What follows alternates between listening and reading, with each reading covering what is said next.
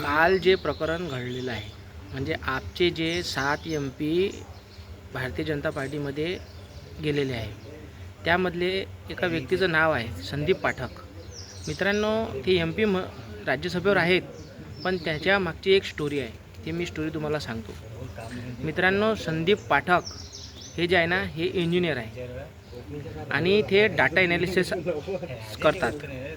पंजाबमध्ये जे सरकार आलेली आहे, त्या सरकारला यायचं मेन कारण म्हणजे संदीप पाठक आहे. कारण की त्यांनी काय केलं, तेथे एक सोशल मीडियावर कॅम्पेन चालवलं.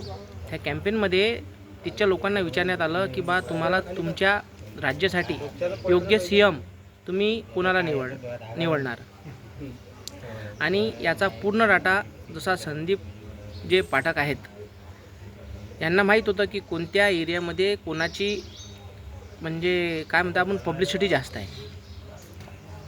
आणि हा पूर्ण डाटा लोकल लेवलचा यांच्याकडे होता. मेन मुद्दा तुम्ही समजून घ्या की BJP वाले किती डोकं लावून काम करतात. आणि हा डाटा खूप महत्त्वाचा आहे. भविष्यात जेव्हा इलेक्शन होईल तेव्हा हा डाटा कामात येईल. मित्रांनो, ही माहिती आवडली तर शेअर करा आणि व्हिडिओला लाईक करा.